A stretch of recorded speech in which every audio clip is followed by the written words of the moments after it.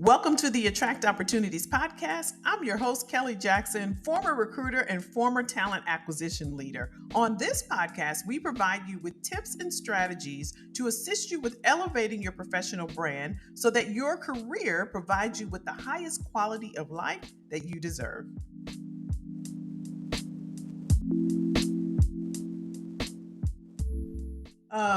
Excited to be back, excited to share. I had this, conversation around the glass ceiling. And so wanted to get your thoughts on it. I know this may be more for my more mature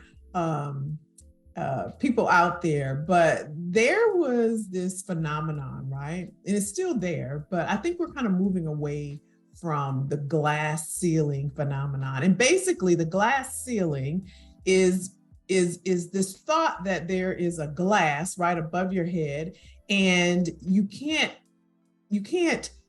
see it because it's invisible. It's glass, right? And it's a ceiling made of glass, right? So that means you can't necessarily see it and you can't go past it because it's a glass ceiling. You can't see it. So it's like you bump your head, I didn't see it. And then you can't go any further because it's a ceiling. So that's what the glass ceiling phenomenon, if you want a mental picture of what that looks like. And basically what it means is that for so many years, there was this idea that you can only go so far. And if you try, you're going to bump your head because you didn't even see it there. You didn't realize you couldn't get to that point. And this came around years ago, right? And if we were to put it into categories, think about, I'm talking about where we are now, but how do we get to where we are now? And is the glass ceiling phenomenon still relevant? So that's what our conversation is going to be around. But I want to take us back for a minute and think about the industrial age. And I talked to you about, my mom working at General Motors for 42 years, where she used her body. It was a laborer. Remember that term? And probably your parents or your grandparents as well. They worked in factories and plants and distribution centers. So think about a laborer, right? The labor force. Remember, they used those words back in the industrial age when they actually used their bodies to, my mom put the brakes in the cars, and my dad worked at a meat plant for Tyson Chicken. So everything was their bodies, and they used their bodies in the industrial age. And then we moved into the internet age. And this is where the internet came on the scene, and people were, talking about SAP and that was, far from when the internet first started. But I'm thinking about when I first started in terms of recruiting, that was one of the big initiatives that we worked on was SAP. It seemed back then it was so exciting and it was a lot going on, but now thinking about it, it's kind of old and antiquated and all of that. And so we had the internet age, and now we're in what's called the experience age. And this is where, in terms of corporate, people want an experience. When you think about working for an organization and you want the experience of being able to make an impact inside of an organization, to be thought of as a thought leader, to contribute at a high level, to be valued, right, for what you bring to the table. So the experience of the laborer, the worker, the employee, the leader in the company now is what is that's what a person thinks about now when they're working and inside of their jobs and doing their day-to-day tasks. They're thinking about my experience. And this conversation came about because it was some HR people, and we were talking about retention and how to retain talent. And so we start having this conversation about what's changed, what's on people's minds right now. And so, and really just thinking about that, people want an experience now. They want to know that they're valued now. And so I thought about that, and I said, there's still this phenomenon of the glass ceiling, but I think it's changed now. I do think that it's still there, but it's not so much a barrier, like you can't get through it anymore. Because we see now that there are people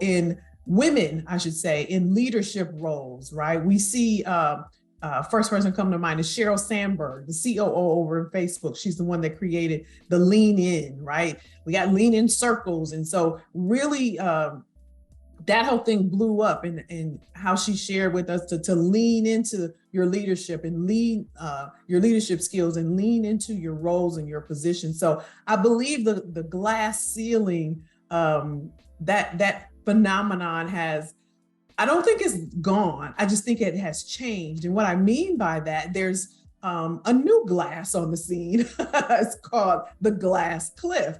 And this is specifically for people of color and women. And what the glass cliff is, that term was coined in 2005 by two people. Their name escapes me, but and basically they're saying that, yeah, we've gotten to leadership roles as women and as people of color. We've gotten to the directorship role. We've gotten to vice president in some C-suite, right? The numbers are still low now. The numbers are still low, but yeah, we've broken that glass ceiling, but now there's this cliff. And what they're saying this cliff means is basically we'll promote leaders into, executive leadership, but there's a study done, I think it's 2013, I'll link it below, I think it's 2013, that says that, yeah, women get promoted and Black people get promoted, and not just Black people, but, all different ethnicities and races, Latinx, Asians, but it's typically, right, African Americans that get promoted, and they get promoted when there's challenges happening. So in this study, it showed that, yeah, we're promoted, but it's during like a financial downturn. Something is wrong with the company, or the performance is not doing well. So then they promote a woman or a person of color, and then you get put into this position, but you get handed all these challenges. So this is a paraphrasing of what the glass cliff is. And it's specifically for women and people of color. And again, not just Black women or Black people, all races and ethnicities, this coin was turned around. But I thought it was an interesting conversation, and just an interesting perspective on where we are now.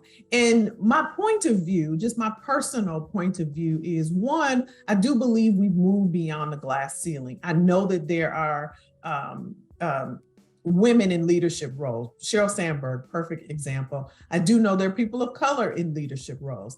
But I also know, when I think about this one incident, it comes to mind where some information was shared to me. I don't think it was meant to be shared with me, but actually it was two, now that I'm talking to you. It was two incidents. One was where this man and this woman, this place I was working at, they were promoted, both of them were Black. They were promoted into a director role. Now, it just seemed odd, to be honest, just knowing this company. It was very traditional, very conservative company, and just how they ran the business and everything after being there for some time, it just seemed odd. But, we congratulated them. Everything was, it was great. They did it, whatever, but it was kind of obvious. Two Black people at the same time, right? And so, and it's actually kind of sad. You got to think this, but that's what it was, right? And so I remember being in the VP's office, and this particular VP, she, have you met people that talk a lot? And sometimes if you sit back and listen, and I've always been a listener. People used to tell me I needed a couch in my office because I knew everybody's problem and everybody's secret, and they knew I wouldn't tell. And anyway, I just listened. I would just listen. And so she got to talking, and she got to talking, and she got to talking. And she said, yeah, the only reason why we promoted them was, and she forgot that I was sitting there, right? And she stopped herself. I knew what she was going to say. That wasn't the first time she did that, though. She actually told me about two other ladies that were Black and that actually reported to her. She told me that. And again, she talks a lot. And she said, yeah, they were never supposed to be promoted. The only reason why they got promoted. And she went on to tell me and she said the person's name. I'm not going to say the person's name, but that's the cliff. That's the glass cliff, right? It's almost like a checkbox, right? It's a checkbox to put, okay, now we got diversity. Okay, we good. We did it, right? And so, I don't know. I want to get your thoughts. What do you think? Have you experienced this? Have you seen it? I want to share also that in terms of what I think, my personal opinion on is it okay that you just get hired because you are a diverse person, right? In terms of your ethnicity or race, or is it not okay? You should be hired based off of your performance and the skills you bring and what you bring to the table, the results you have. I'm gonna be honest with you. I straddled the fence on this.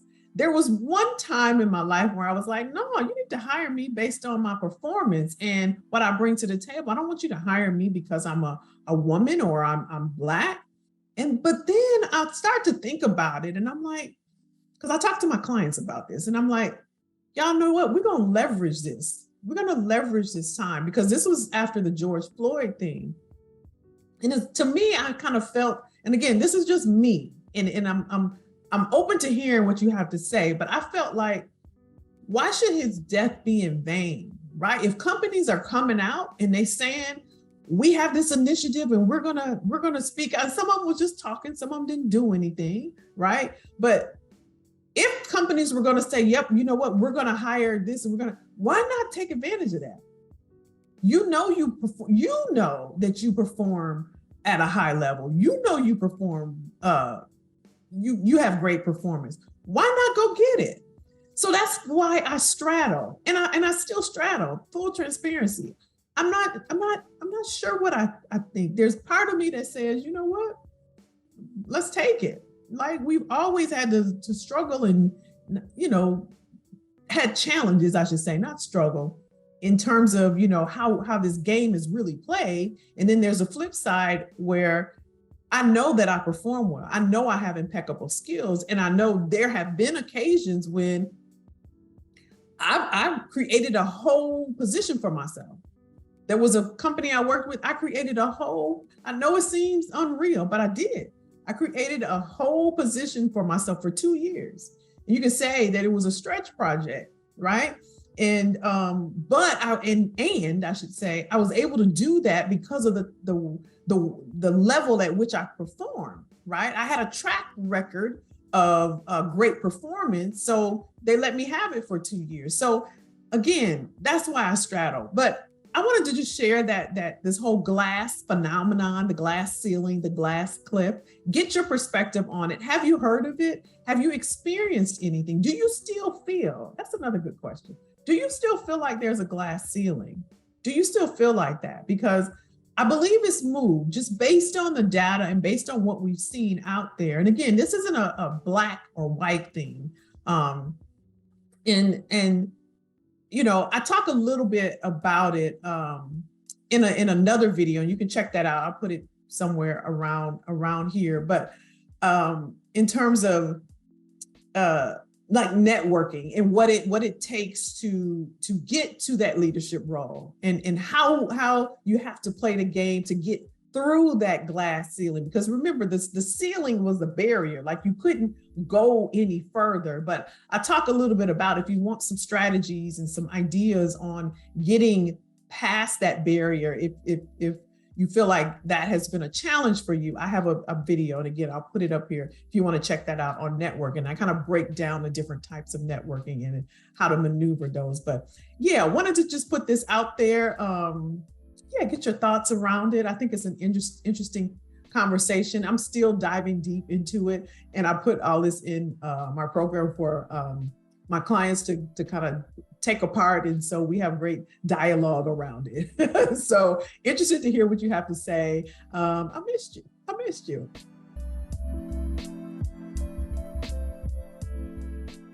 Thank you so much for joining us for this episode. Make sure you go ahead and download the podcast. Leave us a review. Tell us what you thought of this episode, and we'll see you next time.